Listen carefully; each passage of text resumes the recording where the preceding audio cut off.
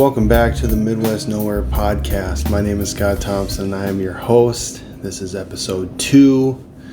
Thank you for being with me. We've got a lot of things to talk about as far as Swenoda goes, as far as things that I've been up to goes, and we've got another record to dive into. First and foremost, we should all say thank you to my wife Kaylin for getting the dogs out of here for this episode. I got my very first comment on the last episode when it posted was Ben Toki, the guitar player for Swenoda, sending me a message saying, "Hey, great show, man. Those dogs can really rip some saws." I've never quite heard of snoring referred to as that before. But it was one of the challenges of the last episode, and she said she was willing to take them up and do some reading while I get these episodes recorded. So it's one thing that we can say is better this time than it was last time, and I like to think that each episode it'll get a little bit better. Doing a factory reset on my desktop that I have in the basement to try and maybe work out some more fun audio type stuff or video editing type stuff. The last episode I recorded it on my phone and edited it on my phone using CapCut, and so it was good enough for what I was trying to accomplish, but it'd still be nice to try and get it even cleaner, even clearer, more professional. It would just make the whole thing, I think, a lot easier to listen to and a lot more less distracting from what I'm trying to talk about. It was nice to see. I was tracking the views on YouTube, Rumble, and Spotify.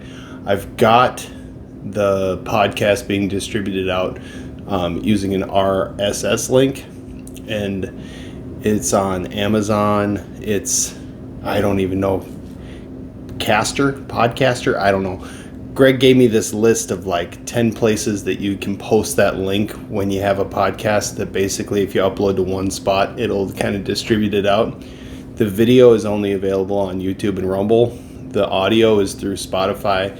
That RSS link goes out more places than I kept track of. But it's going to be kind of a test to see as well if they automatically show up. It's supposed to. I'm not supposed to have to resubmit those links every time, but wherever you're listening to it, it made me very happy to see that from it posting last Monday till tonight, we were over 100 plays across the board. And that's just really humbling, because I didn't know if anybody was going to be interested. I didn't really know if there was going to be an audience for this type of material, and if there was just people that wanted to listen to me ramble for that long. But I had a lot of people in my personal life tell me that they listened to it, that they liked it a lot. I had obviously the guys in the band talking about it, but then too, to see those plays continue up. I'm trying to be creative with how I use the hashtags. I'm posting it on Reddit and all the different social media accounts that I have for Midwest Nowhere. So it's getting out there, and clearly it's finding its people that need to hear it. So if you did hear it, if you do hear this one, if you like it, I think they say you're supposed to push like. Subscribing to the channel is great. Leaving a comment would be really helpful too, just to let me know that you're seeing it. If there's something in particular that you'd like me to address, I would like to start at the end of each episode going over comments that I receive and just addressing either questions or interesting things that people have to say about it. So feel free to contact me through that. As far as Swenoda stuff goes, I think that saying that when it rains it pours is kind of a understatement as far as where things are at right now. I know that last time I talked and we were trying to have a get together just to see how's Tyler's health is doing, kind of reconnect with everybody, because we haven't really seen each other since he was having these terrible headaches at practice, and us not really knowing what that meant until we got the message a week later that he had his aneurysm. So with that, we postponed getting together as well. Our guitar player's girlfriend, her mother passed away. She went into hospice on Friday, I think was when I got the message, or maybe Thursday. And we got the message yesterday that she passed away. So another loss. And so send your love and warm feelings towards Benno and his girlfriend and their family right now as they, cope with that loss. And with Tyler, Tyler's aneurysm recovery is still ongoing, and we know that he sees the doctor this coming Tuesday to get another MRI. They're still discussing whether or not surgery is going to be necessary or not. It's very touch and go, but he does say he's feeling better a little bit every day. He said that, he's been at work for a couple weeks now doing light duty and stuff like that, which is good. And he has started a GoFundMe for his medical bills. Obviously, you come up with something major like this occurring, and it's been going really well. I'm going to post a link to his GoFundMe in the description of this video on YouTube. It's already at the top of every social media account for Swenoda and Midwest Nowhere. If you are someone who knows him and has contributed to it, or even if you haven't contributed to it, share that thing far and wide. You never know who it could come across that would be able to help. But he's set little goals and been meeting them and continued to get the funds that he needs to, not have to deal with the financial burden on top of everything physical and emotional that goes on with a recovery like that. So good feelings, good vibes, and prayers out to Tyler's family as well. It's like I say, it's kind of a when it rains it pours type of situation. But there's one thing that I would definitely say about the whole situation is that no one has given up hope. Everybody is still, very optimistic and kind of facing every challenge that comes at them and staying positive about the direction that everybody wants to go, which is just keep on keeping on, keep doing things, keep working on projects, get back to being fully functional and healthy so we can get to rescheduling our pachyderm week and get to making this Swenoda record. I had a good time tonight. Kaylin's been tinkering around. We went out and did a photo shoot a few weeks ago at the Swenoda Town Hall, kind of by Danvers. And we just took some pictures. We don't have really any game plan as far as album artwork goes, but we do have a demo version of the album finished that we made with Anthony Hands. And we sent that off to the engineer to kind of give him something to chew on, something to think about while we're getting ready for that session. And we don't intend on releasing it as of right now, but just in taking pictures and editing and having fun with it, I printed out some squares of the artwork that the guys have said they thought was some of the better ones of what she's been working on. And we burned a couple CDs of it and put in a little jute case and stuff to give to them. And it's like something to keep going, and definitely having that visual of like a prototype makes you stay focused on we're having some setbacks, people are having some hard times, and they're having to cope with some stressors that definitely no one saw coming. But these are all guys that I've been friends with since we were in middle school. It's not one of those situations where it's like super professional people have to meet certain deadlines, have to, if somebody can't be somewhere, we'll just replace them or whatever. It's like, this is a friends and family project. And so it's like, it happens when it happens. We knocked out 18 shows in a year. So there's a work ethic there for sure. But it's also if we got to dial things down for a little bit because people are having serious, health and family situations, there's no, it's not like there's any reason why we can't take care of that and lose any progress. We never have lost progress from working on stuff with Jake and the Richards up and through everything that the Robin Hood Hills was. It was always something adding on to the last thing. It was never starting from scratch. And the Swenoda record is very much like a culmination of everything that we've all ever put into what we've worked on. And so if there's some personal things that need to be addressed before we can tackle that, for us, it's kind of just par for the course. So it's, it's definitely, it's been a trying time period for sure, but everybody's, doing the best they can to stay positive and, keep working on things. I have still been looking at relaunching the website. I did launch another product on the Midwest Nowhere merch page, which I'll also put a link to that in the description of this. I have it at the top of most, I think, of the Midwest Nowhere social media accounts, which I run Facebook, Instagram, X. I think that's it. There's a TikTok too for Midwest Nowhere.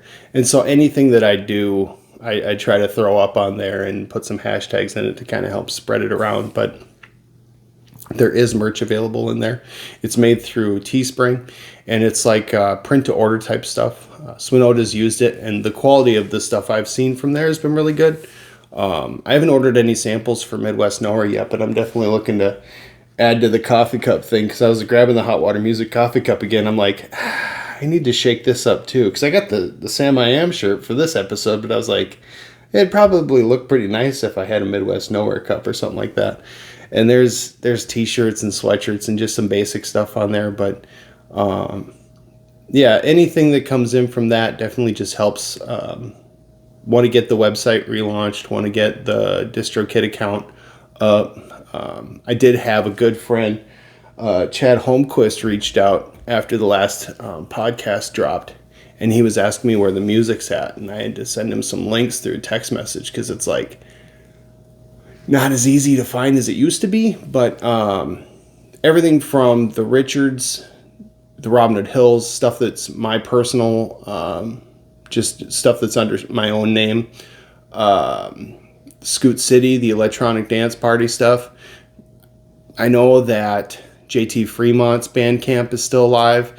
I'd have to check on Benno's. I think it is, but I'm not sure. I never took it down. But also, if those certain accounts don't get enough activity, I don't know if they remove them. But it'd be in my good interest, I suppose, to at least get a Bandcamp like link tree set up so that people can find the music while I'm getting the DistroKid account set back up. And it's, like I say, I was just waiting for tax season, and we've already filed ourselves. We're pretty far ahead of the curve, so it's going to be a matter of weeks. But definitely, if you want to support the show, that merch is kind of the most direct way to do it. And that, I think, is all I had for kind of business to tend to. But before I get too far into the record, just thanks again, honestly, to everybody that reached out and said that they listened to it and said that they enjoyed it, that they took the time while they were either chilling on the beach or cleaning their house or whatever to say that they listened to the show. It really meant a lot, because it's I feel a lot better now that I got the first episode done. People say kind of like getting started is the hard part, and then everything after that just kind of becomes more of a something functional and something that you can really get into. And I definitely felt a lot less stress and anxiety setting up for this episode. I don't know how many times I pushed start and stop when I was trying to kick off the first episode of it, and then I had to just stop and just go, say the show name, say your name, and roll with it. And once I did that, I was able to get through the episode pretty well.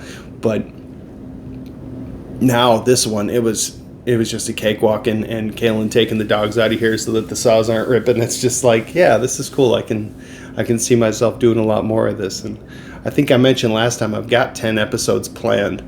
But every single time that I look at what I've done in the last episode, I get ideas for more of them. There's just so many records through the years that made such a big impact or so important, and that I just don't know enough about, that are worthwhile to do some research on. And Sam I Am's Astray is definitely one that I'm happy to bring up next. It's a record that was brought up to me by my cousin Jake, the singer for Swenoda. He brought this record up, I bet I was 15 years old, and I think that it was really like turning point for me as far as getting away from a lot of the sugary, like pop punk type stuff, the Newfound Glory and the Starting Line, and just things like that are like really, really squeaky clean. Jake seemed to kind of understand that there was something about that type of pop punk, or if you want to call it emo, that I really identified with, and that really seemed to like catch my interest.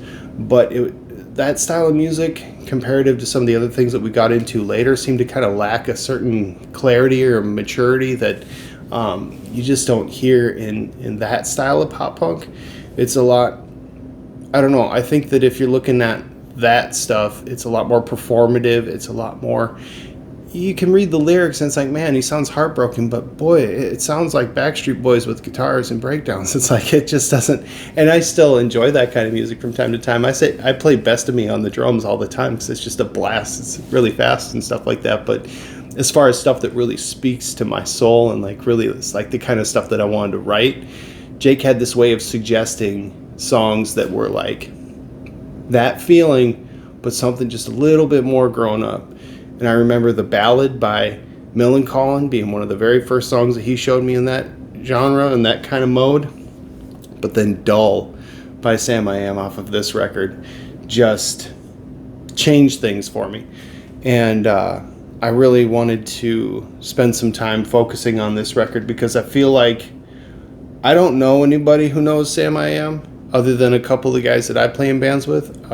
They're not somebody that ever had that big mainstream hit. Like you look at something like The Middle by Jimmy Eat World.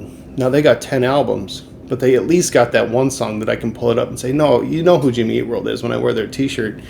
And I play that little clip of The Middle, just the first 3 chords, and everybody goes, yep. But Samiam never really had that song, at least for people of the like mainstream kind of general audience type people.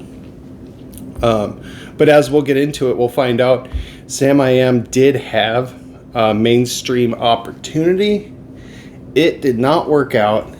And what Samiam, if I can like boil it down to what I've learned in the last 2 weeks that I've been researching these guys and learning about this record, is that they are the example of what you do when you get a shot like that on a major label and it doesn't work out. You know that some groups can be a one-hit wonder. They disappear. You never hear from them again. This is an example of a band that was kind of a no-hit wonder. They never really had, like I say, there isn't that radio song that you can point to with these guys, but they have a definitely built-in fan base. They're self-supporting through that fan base, and they have had plenty of success in their own right. It doesn't always look the same as far as how you define that type of level of success. And much in the way that Hot Water Music, I described it as like a cult-like following. Samiam's got that same kind of like cult-like following. Theirs just happens to be more in Europe than it does here. So how that all came to be, as they are from California, is kind of an interesting story. So my notes from Greg and my questions I asked that summarized all this up. I appreciate ChatGPT and Greg helping me figure this stuff out, and definitely had to fact check some stuff in here, but we're in a good spot. We've got some interesting info on these fellas. So without further ado, I'm going to take a little sip and get started on that for you guys. Samiam is an American punk rock band from Berkeley, California. They formed in 1988. They're known for blending melodic punk rock with emotional lyrics, often associated with the emo and alternative movements of the 1990s. Over the years, they've released several albums, including Clumsy, which came out in 94, You Are Freaking Me Out, which I did also buy on vinyl, 1997. That big hit was She Found You. If you dig into these guys and you don't listen to She Found You, you are missing a hit. But earning a cult following despite limited mainstream success, their energetic live performance and heartfelt songwriting have solidified their status as influential figures in the punk rock scene. I asked about the lineup because I'm always interested. You know, Hot Water Music, it's been like the same 4 guys since the beginning. They recently added a basically a third guitar player and a third vocalist. Well, I don't know if you'd really call Jason a vocalist. He's only vocalized a couple times, but they're a 5-piece now for the last 2 records, but it's still the main 4 guys plus 1 now. It's not like they were changing drummers every other record. And the lineup gets to be a big deal.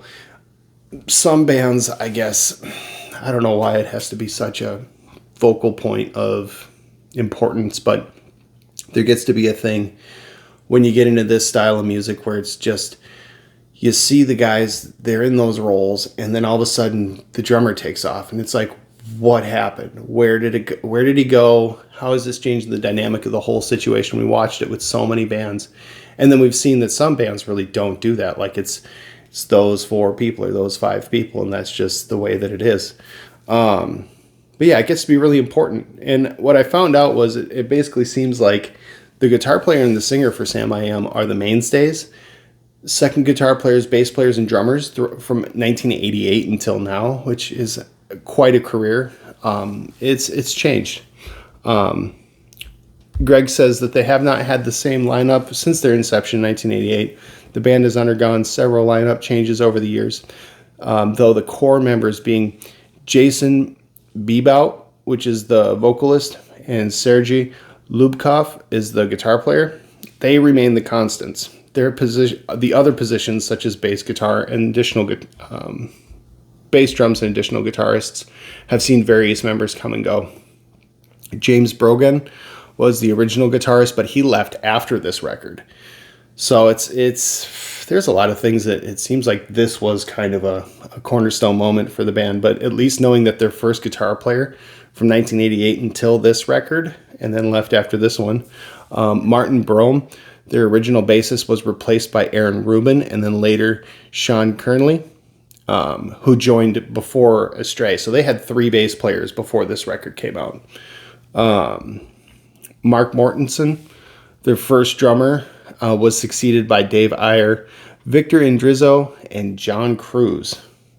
These changes have brought dynamic changes to the band's sound, but Sam I Am's core identity has remained consistent thanks to Bebout and Lubkov, the guitar player and the singer. Those 2 guys have held down the bedrock of what Sam I Am does. And like I say, these other roles have kind of fluctuated. But the lineup for this record, Jason Bebout on vocals, Sergey Lubkov on guitar, James Brogan was the guitar player, Sean Kernley was the bass player, and this was his first record with Sam I Am. So the original guitar player left after this record came out, and the new bass player, this was his first record to play with them. And Johnny Cruz was the drummer. This lineup brought a mix of old and new energy, with Kennerly's bass debut and Brogan's final contribution before leaving the band. Astray captured a transitional period for Sam I Am, blending their signature punk and emo sound with a more polished production. All right, so we're going to get into, I just asked for 10 fun facts. Like, if I didn't know anything about this record, I didn't know anything about this band, what's interesting things that a person should know about it. The release date, it came out on August 29th, 2000, making it their 6th studio album. And as far as recording locations goes, it was recorded in April and May of 2000 at multiple studios, including The Plant in Sausalito, Sharkbite in Oakland, Exelo in Brooklyn, and Sergey's Extra Room. So I'm guessing the guitar player must have his own studio. And I was just curious about that because I tend to think, like, don't bands sort of just hunker down in one spot? Wouldn't it be kind of a mess to be working in different locations all the time? That's something that you more like think about making records now, because so many people are recording at home. You would think that nowadays people are emailing each other files and tracking guitars and all that sort of stuff from home.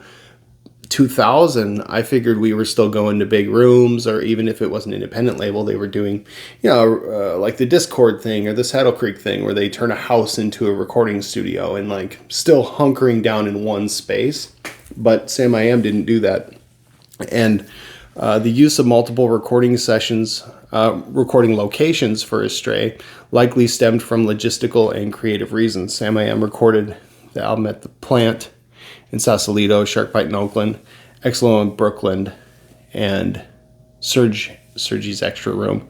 And the reasons why that might have happened are because flexibility. Recording at different studios allows the band to work around schedules and location constraints, especially given their lineup changes and other commitments. Budget and resources.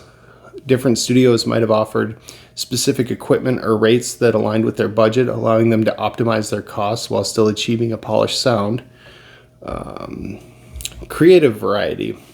Different environments can influence the creative process, given certain tracks a unique vibe. For example, the high-end studio like The Plant might have been used for foundational recording, which would be like drums and bass, rhythm guitars. And then the smaller studios could have been for experimental layering and overdub. So you'll want to overdub vocals, you'll overdub guitar leads, things that stand out more that you want to really hammer and make sure that they're right, because they're going to capture the attention more than something like a bass line that can usually be edited. Producer's input, Tim O'Hare. So Tim O'Hare is going to be a fun person to talk to in this episode too, because I've never heard of this producer before, but we have, and I say we meaning our friends and family circle of people. We know Tim O'Hare's work. We may not know his name, and there's kind of a bombshell in the middle of this, so I'll just carry on here. But Tim O'Hare, the producer, may have preferred specific studios for their acoustics or the gear to capture the band's blend of raw energy and polished production. This approach reflects the band's effort to ensure Astray was dynamic and sonically rich as possible. While specific details about the reasons why they recorded Astray in multiple studios is scarce, it's common for bands to utilize various locations to achieve desired sounds, accommodate people's schedules, and access specific equipment or acoustics. For example, in a 2023 interview, while discussing their new album Stowaway, Samiam mentioned recording parts in different cities like Oakland, Los Angeles, Brooklyn, and Gainesville, Florida, blending their talents from all corners of the country. This approach can offer flexibility and contribute to the album's overall production quality. So the producer was Tim O'Hare, and he has worked with some heavy hitters. And the first two that he name drops are Sebadoh and Superdrag. Tim O'Hare is a well-regarded producer, engineer, and mixer known for his work in alternative rock and indie music. Some of his most notable projects include Sebadoh's record Bake Sale from '94. It was widely considered their best album, and this indie rock classic solidified their reputation in the '90s alternative scene. Superdrag's record Head Trip in Every Key, that came out in '98.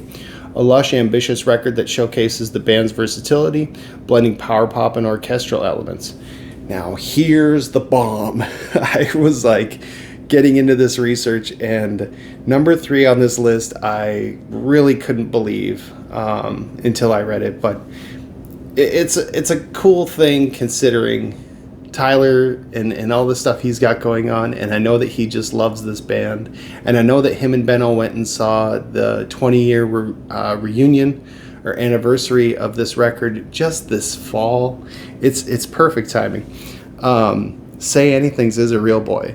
Tim O'Hare was the producer for Say Anything's Is a Real Boy that came out in 2004. This record was cornerstone for this group of people I'm associated with for like 3 years.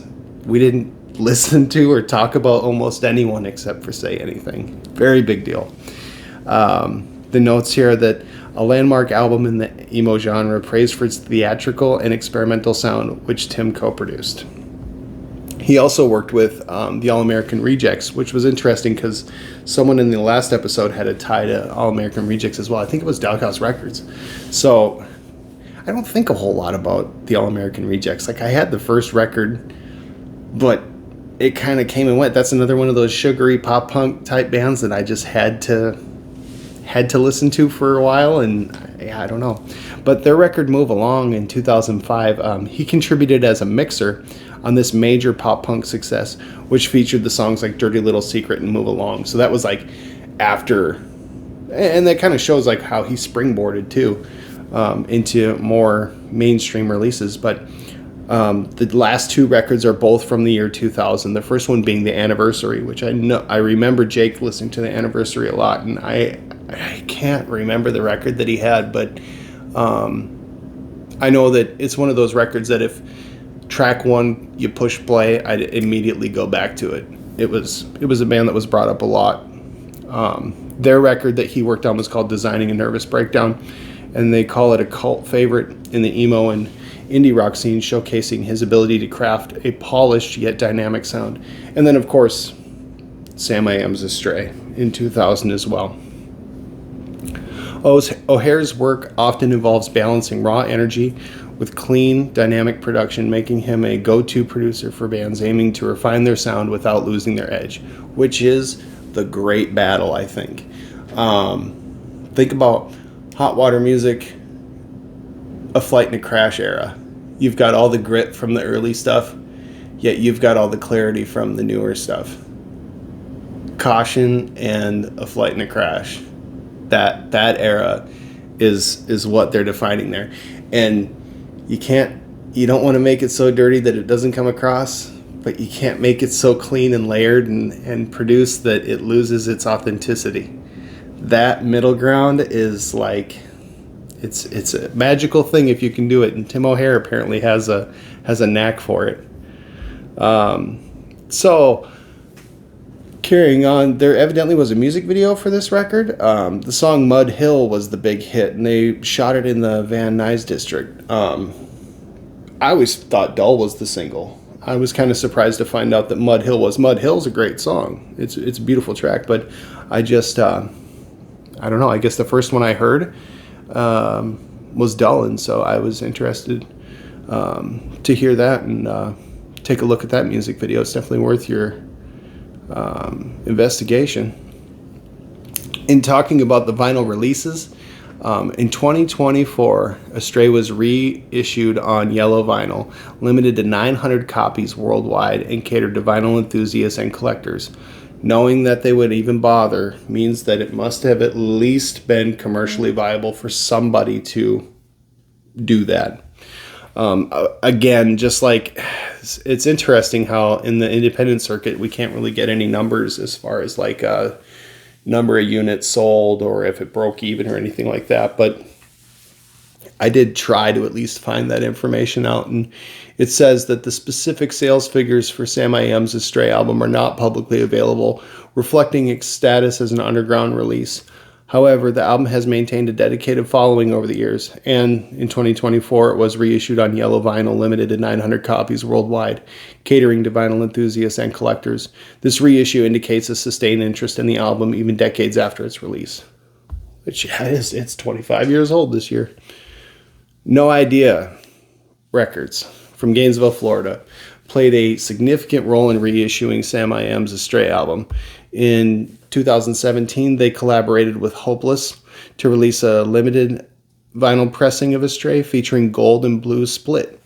This edition was part of No Idea's tradition of producing unique and collectible vinyl variants for punk and indie bands. Additionally, No Idea Records has been involved in releasing other Samiam projects, such as the Orphan Works compilation, which features studio outtakes, in-studio radio shows, and live recordings from 94 to 98. Their collaboration with Samiam has contributed to keeping the band's music accessible and appealing to vinyl enthusiasts and collectors. So, without further ado, I can say I bought this on CD 2002, something along those lines. And I remember buying it on a trip. I went to the State Fair. It's the one and only time I went to the State Fair with a friend from high school. His family and him invited me to go along with them for a couple days. And on the way back, I think it was the way back anyway, might have taken a break from the fair in the middle of the trip, but we stopped at a mall down in the cities. It wasn't the Mall of America. I think it was like the Edina Center or something like that, or Eden Prairie Center. And they had a Sam Goody still. On Q, Sam Goodies, these types of stores, Best Buys, these were like all we had for record stores in my area, other than getting up to St. Cloud and going to the Electric Fetus or something like that.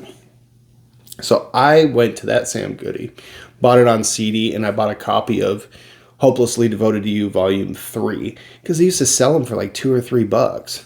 And that was the compilation that Dull was on that was shown to me. So then I already loved that song. This record's there. mean, on CD at that time. If it was $10, I'd be surprised. I didn't have a lot of money with me on that trip, but I know that I had enough to at least bring those two things home. And I burned that. I mean, that CD, I listened to it so much. I probably warped it. I listened to it so much. And in 2000, man, when was I living in Benson? Me and Benno were in a 2-bedroom for a little spell, right around 2015, 16, something like that. It was a time period where I had a little bit of money. I was, getting on my feet, single, stuff like that. And I remember seeing that No Idea reissued this record, and they were selling this shirt at the same time. I bought them both that day. I don't remember if I even maybe paid 50, 60 bucks to get both. I mean, it was a heck of a deal. And I just was so happy to finally have this on vinyl and, commemorate it somehow. And to see that there was a label that was still giving these guys the time of day, because it was a summer that I listened to this record, and then I never really heard much about them again.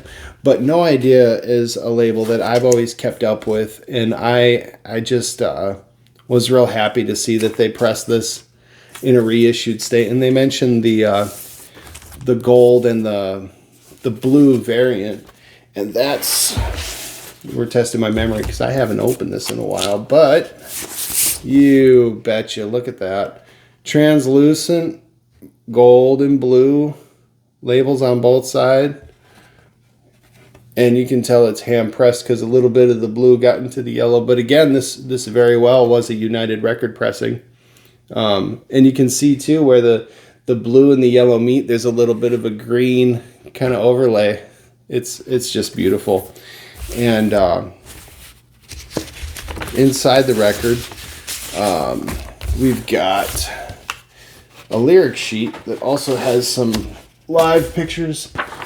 There's one of them in the studio, and you can kind of get a sense of these guys working at the time. So yeah, it's a special package, and for No Idea to continue to give these guys another outlet to get records in people's hands is very much appreciated, especially in the US, because in the US they're not seeing as much notoriety or attention as they do over in Europe. They kind of found more of a group of people that appreciate what they're doing over there. So I don't know. It seems like No Idea has really been careful at figuring out which bands really resonate with what they're trying to do, and they will keep those records relevant. They'll keep the old Hot Water Music records relevant. They'll repress stuff like this, so that like 2000, I wasn't aware of it. I didn't have a working record player probably until 2002, and I didn't have any money to buy records until, I've always got records, but I haven't really had money to buy records until like the last 5 years, I don't feel like. So it's nice that that these people are out there doing it.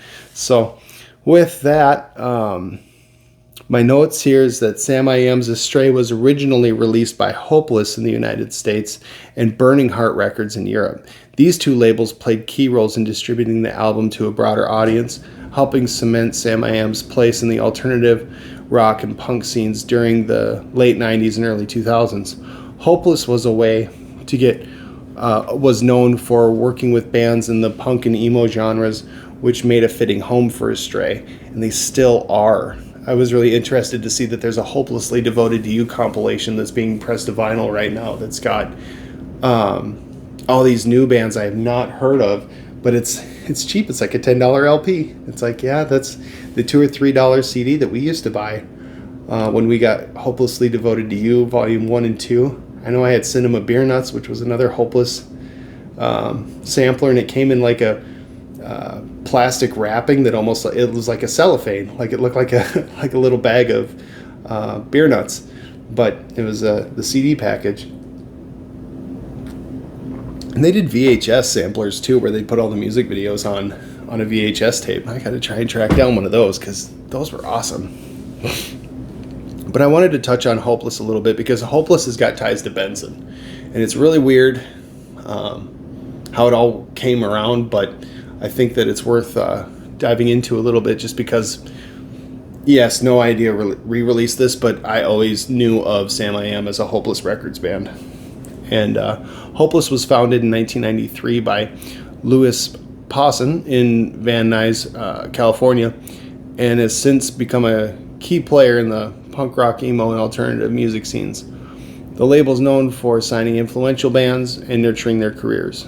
Over the years, Hopeless has put out numerous iconic records from the variety of punk and alternative artists, earning a reputation for working with both emerging and established acts. So, what do I gotta ask Greg about when it comes to Hopeless Records, knowing us? I mean, Hopeless was such a big deal from those samplers and everything like that, but Hopeless came back up in 2020, I bet, was when I got my copy of Breathe, Tiny Moving Parts record. I think my wife got that for me for Christmas. And yeah. So I asked Greg, what's Hopeless's relationship with Tiny Moving Parts, right? So Hopeless signed Tiny Moving Parts, the math rock influenced emo band from Minnesota, in the mid-2010s. They released Celebrate. Okay, see, I didn't know they released that one too, which helped the band gain significant recognition in emo and alternative scenes. Hopeless provided the platform for the band to reach a wider audience with their emotionally charged, technically complex, continuing their partnership with subsequent releases. Hopeless was also responsible for producing work for artists such as Dillinger 4, The Weaker Thans, Scared of Chaka, Selby Tigers from Minneapolis as well, 15, which the Richards covered at a homecoming in like 2001, was it? Maybe it was 2002. I don't know. I think we were playing our own songs by 2002. I think 2001 was when we played Survivor. And so Hopeless, like, they had all these bands. And then so to see them pick up Tiny Moving Parts when their Triple Crown run was done, it brought everything home in like a major way for Benson people who were up on where the punk bands came from that we were into growing up, and seeing that a band that we helped raise landed. Like Hopeless was, and that was their last label venture before they went as independent as they are now. But yeah, I thought that was such a full circle moment when we saw Tiny Moving Parts get picked up by Hopeless. So the next section, it just says Dull was featured on Hopelessly Devoted to You Volume 3, which was heavily shared in our friend group in the early 2000s. Yeah, you betcha it was. So I did want to spend a little time talking about the artwork, because I found that this is it's very unique. I've never spent too much time talking or thinking about it, but album artwork is just such a fun area to explore, and we actually find out that there's a great American artist here that I never even knew the man's name. But the album artist for Samiam Astray, the artwork, it features this painting by Chris Johansson, and additionally, Serge Lobkov, the guitar player, he contributed to the design and created the collages, but the painting was by Chris Johansson. Chris Johansson is an American artist known for his vibrant, raw, and often humorous work that explores themes of human connection, social commentary, and existential reflection. Born in 1968 in San Jose, California, Johansson emerged from the skateboarding and punk scenes of the 1980s, which heavily influenced his DIY ethic. He gained prominence as part of the Mission School, a San Francisco-based art movement that embraced street art, graffiti, and lo-fi materials. Johansson art spans mediums, including painting, drawing, sculpture, and installations, often featuring bold colors, hand-drawn figures, and thought-provoking text.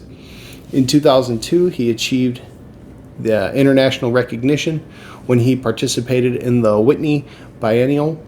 Today, his work is celebrated for its unique ability to balance playful visuals with profound insights into contemporary life. So I want to spell his last name for you too. Johanson, Chris Johansson. And, same with Scott Sinclair. I'm going to personally be digging into him and seeing if, because sometimes these artists have prints, different things on their, they've got websites or things like that. And it's cool if I can snag a piece of something like that for a, reasonable price to stick up on the wall. We've got kind of a maximalist thing going on in our house. And I would love to have a piece of that guy's artwork on the wall, that's for sure. Number 7 here is the critical response that the record had. So the album received positive reviews for blending punk rock and alternative rock vibes with melancholic undertones, showcasing the band's evolution in sound. Samiam's 2000 Astray has garnered positive reviews from several notable sources. Punknews.org gave it a review in May of 2001, saying that they described it as Samiam's most solid effort to date, highlighted the songs Sunshine, Mud Hill, Calloused in Mexico, and the emotionally charged Why Do We, which is so interesting because I hear those songs, Mud Hill, Calloused, Sunshine, Mud Hill. It comes up throughout everything you search, and it's like, it doesn't seem like Dull was that big of a track. And it's like, it was the one that was like, this was the reason why I bought the record. It's the one that I referenced the most. And it's interesting. I mean, yeah, I think there's a lot of great songs on it, but anyways, Punktastic gave it a review in May of 2004. They said they praised the album for its melodic richness and emotive lyrics of Jason Bebout. The reviewer noted that while the album might not be groundbreaking, it showcases some of Samiam's songwriting prowess and remains engaging throughout. AllMusic reviewed it. They published in August of 2000, commending the record for its depth and quality, stating that Samiam is a band that can stay together for more than 10 years, get dropped from a major label, and still put out a great album. And that's where I jumped off into what was that all about. The reviews do collectively highlight that Astray was a significant and well-received record from Samiam's discography. So Samiam was previously signed to the major label Geffen in the 90s. However, after releasing their 1997 record, You Are Freaking Me Out, the band had been dropped by the label.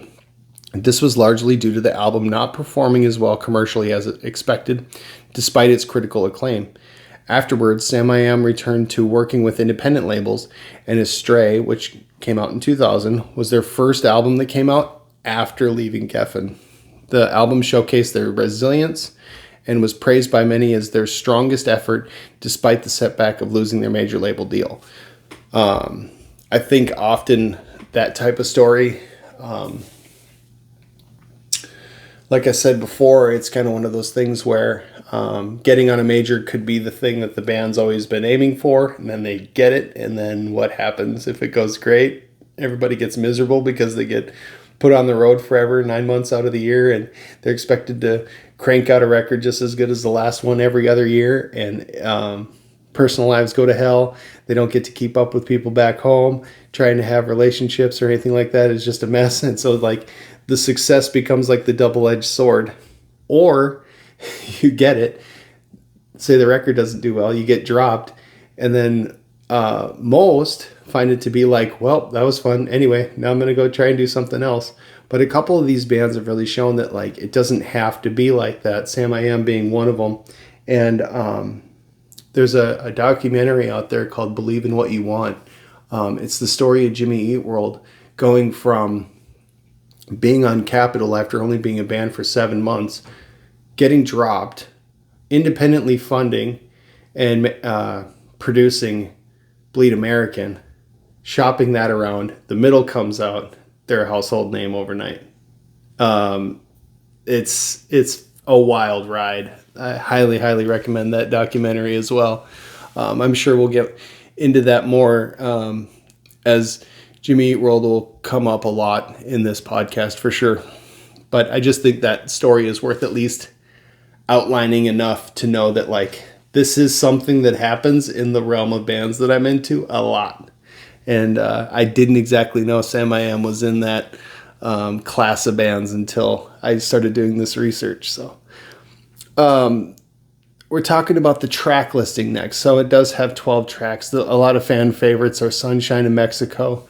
Mine is Dull, of course. I had some lyric excerpts that I wanted to read just because I find the lyrical content, the vocal delivery is a big deal. His writing is really special too, though. He has a way of phrasing things that just, it cuts to the core of you, man. There's some really good lines in here. Some of the lines I picked out from Sunshine: they fall in love with the girl they perceive, not you. From Mud Hill: you say you don't want anyone or anything. Say this hurts you too.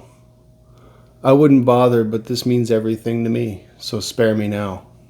Right before the chorus, it's a big pickup on that song, Mud Hill. Mexico is such a trip because it's just, you hear the title and you wonder if it's like, oh, everybody wants to go on a vacation. It's like, no, this is about him, like she's saying that she kind of just wants to get the hell out of here, and nobody really, and he's just kind of there, like, perceiving it from the sidelines. You say you want to be someplace warm, probably Mexico, even though it's really not that cold. You've been planning a girl trip in a motorhome to see how it feels to leave. You want to see just how good it feels to leave. Never mind the mess you left behind. But, and even just reading that chorus, I can feel it. And the last bit that's worth discussing as far as like some of the really sentimental lines and lyrics from this record. The Swenoda guys have been talking a lot about psychogenic shivers. The feeling of, and it must happen for a lot of different reasons, but at least for me, and I thought I was the only one until Jake brought it up, and then all of a sudden it's like all of us that were into these similar kind of types of music and whatever, we all kind of had the same feeling that would occur from time to time. And it's a feeling like a chill down your spine, or sometimes it feels like goosebumps or whatever, but it's that feeling that you get the right song, the right words, the right melody, the right volume, the right place.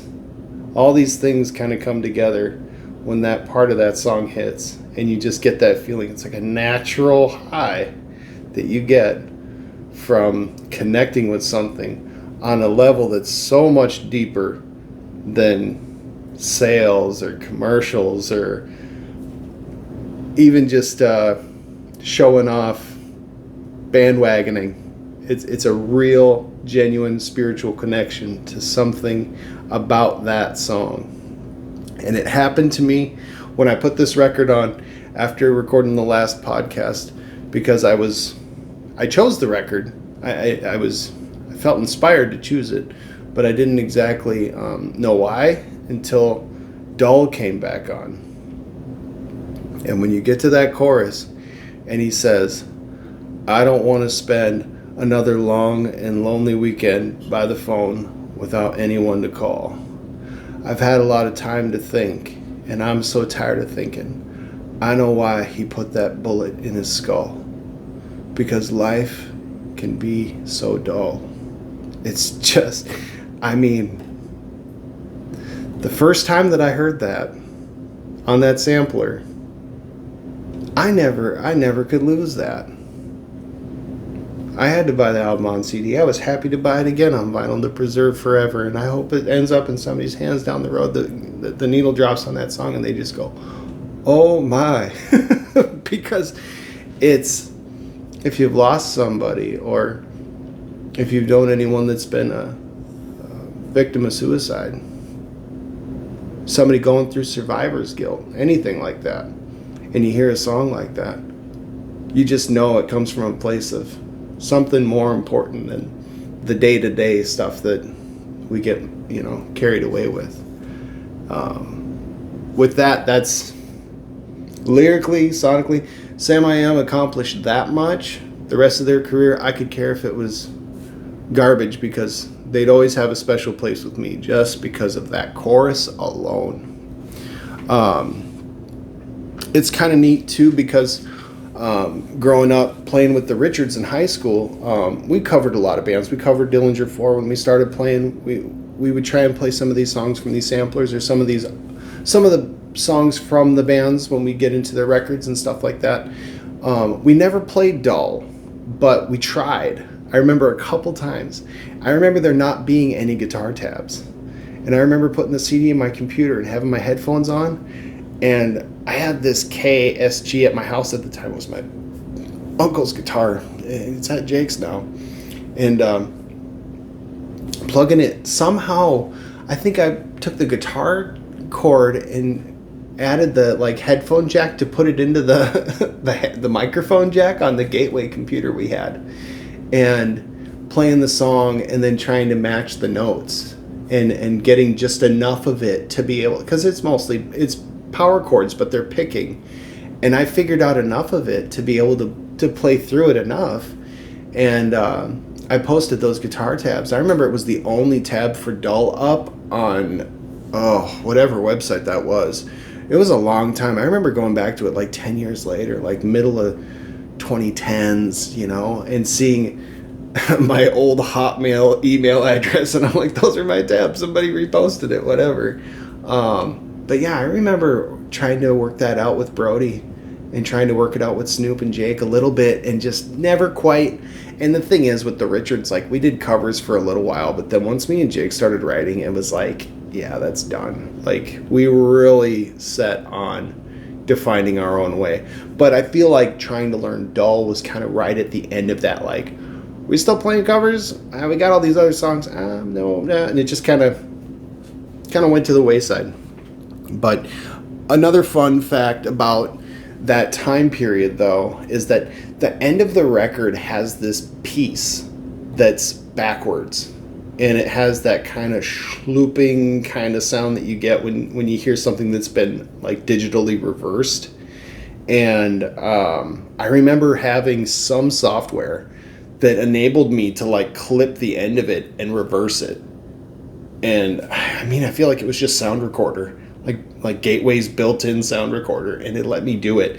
And I remember hearing it, and I think it's just a guitar part. It's nothing real. They probably wanted it to be backwards to just be a nice sound effect type thing. But I remember being able to, that was kind of a first ability to being able to digitally edit audio at all. So yeah, it's kind of wild what comes up when you start thinking about records from back then like that. Get a little sip here quick. This gets to be such a stream of consciousness that I forget that it's oh yeah, I should probably breathe once in a while too. Take a sip of something. We've got two more fun fact points to talk about when it comes to this record. We do talk about the label situation some more. So it was released under Burning Heart in Europe, which expanded the band's international reach. Burning Heart is an independent record label based out of Sweden, and it was founded in 1983 by Nick Norberg. Initially focused on punk and hardcore music, the label quickly became known for its involvement in Swedish punk and alternative rock scenes, helping bring international attention to Swedish bands. I think that's where Millencolin came from. Over the years, it expanded its roster to include a variety of punk, hardcore, and pop punk bands from both Sweden and abroad. Burning Heart is known for its releases by Swedish punk and hardcore bands like Refused, Millencolin, and The Hives. So there you go. Which played a significant role in shaping Sweden's music scene in the 90s and early 2000s. And we will definitely be talking about The Shape of Punk to Come by Refused on this show sometime. The label also released albums by other prominent acts such as Samiam Astray, which helped extend its reach beyond Sweden's borders, especially in the US. Burning Heart was associated with high energy, DIY-driven punk rock, and it's maintained a strong presence in the alternative music world. The label's commitment to Quality, independence, and fostering international talent helped it become a staple in the global punk and hardcore scenes. Samiam has historically spent a significant amount of time touring Europe, and several factors contribute to these preferences over touring in the US. And just to pause on that idea for a moment, we mentioned Refused. We'll dig into that one much later, but there's kind of this back and forth thing that goes on. Refused in particular, they're playing stadiums in Europe. Shape of Punk to Come drops. They come to the US, they play basements. That's got to be confusing, right? Well, then you've got Samiam's situation, in my understanding, which we'll dig into more here, but they love American bands there. They're good hosts. There's a built-in network of alternative punk and indie venues and a fan base and all that sort of stuff, and they show up there. You might have a band like Samiam come into Minneapolis and play in a place like 7th Street Entry, which seems insane considering, the legacy. But then they go to Europe, they get treated like royalty. So there's just something about Europe and America, hardcore, punk, indie rock, emo, the whole independent music scene. And there's something about Europe that is very supportive. And bands find financial success there. The same story with Jimmy Eat World. You watch this documentary, you see them going to Europe when they're trying to fund the production of Bleed American. Handfuls of cash in Europe, What happened in the US? Dropped from the label. Sorry, guys. Didn't do as good as you were supposed to, whatever. So there's something special about Europe. I hope that someday I get to find out what that is. Just to go over and see Scotland and England and Germany and just go to a local show and just see what the scene is like would be wild. Stronger fan bases in Europe. Samiam has cultivated a dedicated and loyal fan base in Europe, especially in countries like Germany, France, and the UK. The band's melodic punk and emo sound resonate deeply with European audiences, and their tours there have been met with consistent success. For this reason, they often prioritize European tours where they are likely to draw larger crowds and experience a more welcoming environment. Why does America hate its own music? Logistical and financial factors. That might be you can't be a hero in your hometown situation. That might be exactly what that is. I don't know. Europe's proximity and efficient tour infrastructure, including well-established touring circuits, can make European tours more financially viable for bands like Samiam. The costs associated with U.S. tours, such as long traveling distance, higher costs of transportation, and the larger geographical span of a country, can make touring the U.S. less practical for bands with limited resources. I have heard you can drive from London to France in 45 minutes. I can barely get to Wilmer to buy groceries in that amount of time. So it's like, you forget that when you live here, but it's a huge country. Our states are the size of some countries. That's why we can vacation in our own country, whereas over there, completely different. But it's all about perspective. There's a strong European punk scene. The European punk scene, especially in places like Scandinavia, the UK, and Germany, they've long been known for being especially supportive of bands with raw, emotional, and DIY ethos, qualities that define Samiam's sound. In contrast, the US scene, while still strong, can sometimes be more fragmented, and touring in multiple regions of the US is often more challenging. There's also limited US tour time. Samiam members have other personal and professional commitments, so their touring schedule tends to be more limited.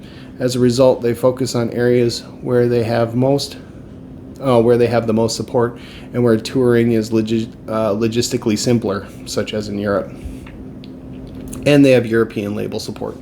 With connections to labels like Burning Heart Records in Europe, Samiam has had the backing of a label with a strong European presence. The relationship has helped facilitate consistent touring in the region, furthering their ability to connect with fans across the continent. Overall, while Samiam still tours the US occasionally, Europe remains a primary focus due to strong fan support, better logistical conditions for touring, and a greater alignment with the European punk scene. This has allowed the band to maintain a steady and successful presence overseas. And I've heard this, and it's so great to get that, like, the depth of that information on why bands do that, because I know it's common. I know that Hot Water Music, you'll see it, they may not play a lot of shows, but they'll get to Germany once a year and play 6 shows. It's like, you know, obviously, with the little diving in we went last episode, talking about that German label that they've worked with, it's like, well, it makes sense. Live performances is our last kind of fun fact to dive into here, and it says that songs from Astray have become staples in their live set, with tracks such as Dull in Mexico often eliciting strong reactions from the audiences during concerts. I wanted to note that they have 3 shows coming up this year. They are playing in May in the New England region. I believe it's at New York, Maryland, and Pennsylvania. It's 3 shows in May. So they're active. I don't know if getting on a plane and going to the New England region is in my cards this year, but it's good to know that if you wanted to see them this year, you could. And I have never seen them. I don't see that they tour the U.S. a lot. I haven't kept up that exactly, you know, tight to see like when they're going to be around. But this was a good excuse to get on their website and see what's going on with them. Yeah. So on that note, kind of wanted to touch a little bit on what we've been listening to for the last couple of weeks while we've been watching how the first episode went. I can say that homework-wise, from the Hot Water Music episode, I finally did look into Title Fight. This Title Fight came up again in talking about the band Free Throw that Kaylin's in love with, which their second album is the one that we've been listening to now that she got the first one on vinyl, and that second one is a different color than the first one. It's really interesting. I like that one a lot. Title Fight, I noticed their top 5 plays, it was like every other song was from this record with this black and white cover. So after listening to a few tracks, it gave me old school, like Dead Reckoning, Our Own Wars style Small Brown Bike with more modern production, but not that much. And I was very impressed. I was like, oh, okay, this is one I've been sleeping on. And I just put the whole record on and let it play. And I really like that one a lot. So Title Fight's going to be one that I'm going to be listening to a lot more. And I did listen to them over the last couple of weeks. I definitely would recommend them. Social Animals is still in regular heavy rotation. I had to put on Jimmy Eat World's Bleed American.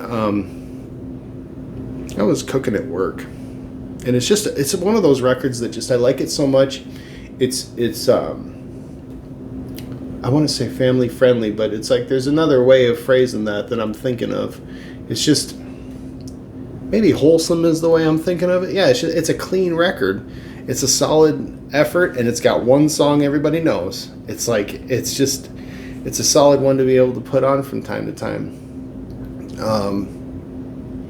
I also listened to, I really wanted to hear Stowaway, the record that Samiam put out in 2023, because outside of Astray and You Are Freaking Me Out, I don't know any records of this band. And now that I did this dive, I was like, I really want to not only find out where they're at, but I have a 7-inch from back in the like early 90s that I bought from No Idea, just on a whim of like, I like Samiam, so I'm just going to buy it. And I remember it being pretty, honestly, kind of on the edge of hardcore. But the new record, Stowaway, which is, 2 years old, isn't exactly new, but it was new to me. I didn't pick through it with a fine-tooth comb or anything, but I definitely got a gist. And when it first kicked on, I thought I was listening to A Flight and a Crash. I thought I was listening to early 2000s era Hot Water Music. And as it gets into it, it's got more of that melodramatic, kind of raw, emotive tone that Samiam is really known for. Kind of a early 90s alternative rock with more heart is kind of how you can kind of describe that Samiam sound. And that's what Stowaway gets into. But it really starts off with like I almost thought it was Chris Wallard for a second. I was like, man, this is really cool. I really dug that a lot. Trying to think if there's anything else that I really listened to over the course of the last couple of weeks. I think that about sums that up for me. Let's see if my notes have anything else we should touch on. Yeah, I think that's about it. So thanks for tuning in again. I really appreciate it. I appreciate all the feedback I got last time. I'm going to be doing this again in 2 weeks, and as you can see, I think I got our preview for the video listeners up there of what we're going to be talking about next. 2 weeks from now, I'm going to dive into the Alkaline Trio's classic record. Maybe I'll Catch Fire. And again, just if you have the means, contribute to Tyler's GoFundMe for his medical. And look for that link on my social media accounts and in the description of this video. Until next time, thank you.